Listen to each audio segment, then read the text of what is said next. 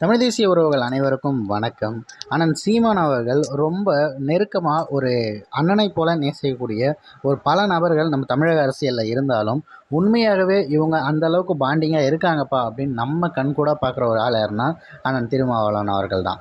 எந்த ஒரு இடத்துலையும் அவரை மட்டும் எந்த ஒரு விஷயத்துக்காகவும் விட்டு தந்ததே கிடையாது. இன்னும் சொல்லப்போனால் அவர் பேசுகிற பல விஷயங்கள் நமக்கு எதிர்ப்பாக இருக்குன்னு தெரிஞ்சு அதற்கு பதில் கருத்து சொல்லப்போனால் கூட அண்ணனை எவனும் எந்த கேள்வியும் கேட்கக்கூடாதுன்னு சொல்லிட்டு நம்மளை அடக்கி வைக்கிற அளவுக்கு அண்ணன் சீமான் அவர்கள் வந்து பார்த்திங்கன்னா அவர் மேலே பயங்கர அன்பு கொண்டு தான் இருக்கார். பல நேரங்களில் அவரை விமர்சிக்கிறதே தருவுங்க. ஏன்னா அவர் இருக்க சூழ்நிலை அது. அந்த நேரத்தில் அவரை எதுவும் பேசாதீங்க அப்படின்ற மாதிரி சொல்லுவார். அண்ணன் சீமான் அவர்கள் சொல்கிறது ஏதோ ஒரு வகையில் சரிங்கிற விஷயம் எல்லாமே நமக்கு ஒரு கட்டத்துக்கு மேலே தன்னால் புரிய ஆரம்பிக்கும்.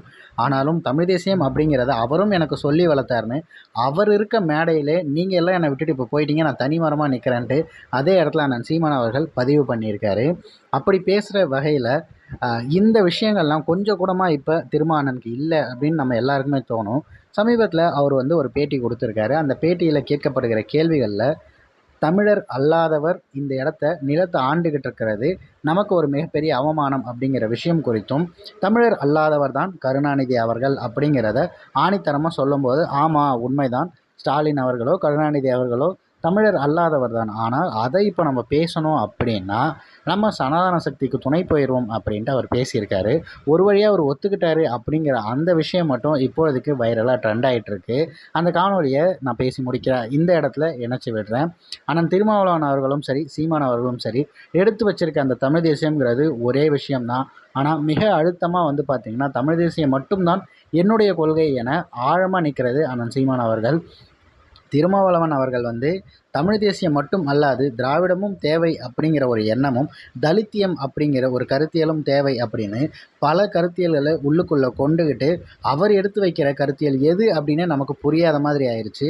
அவர் எதற்காக தான் பாடுபடுறாருங்கிறது தெரியாமல் போயிடுச்சு. இன்னும் சொல்லப்போனால் திராவிட கட்சிகளோட கூட்டு சேர்ந்ததால் தான் அவருடைய அடையாளம் மறைக்கப்படுவதாகவும் அது தெரியப்படாத அளவுக்கு இருக்குது அப்படின்னு நான் வந்து பர்சனலாக உணர்கிறேன். ஆனால் அவர் ஒரு மிகப்பெரிய ஆளுமைன்னு அண்ணன் சீமான் பல மேடைகளில் சொல்லியிருக்காரு. தமிழக அரசியலில் இருக்கக்கூடிய ஒரு மிக சிறந்த ஆளுமை அப்படின்னா அவர் மட்டும்தான் அப்படின்னு பல இடத்துல குறிப்பிட்டிருக்காரு.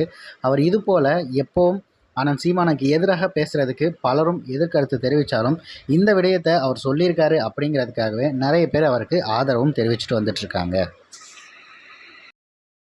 தமிழகத்தில் ஏன் ஒரு தமிழ் பேசும் முதல்வர்கள் கூட வந்ததில்லை? எம்ஜிஆரா இருக்கட்டும், ஜெயலலிதாவா இருக்கட்டும், டு சம் எக்ஸ்டென்ட் கருணாநிதியா இருக்கட்டும், இவங்கெல்லாம் இந்த வாதம் எல்லாமே சரி. ஆனால் இதை பேசி சனாதன சக்திகளுக்கு இப்போதைக்கு நாம் துணை போக போகிறோம்.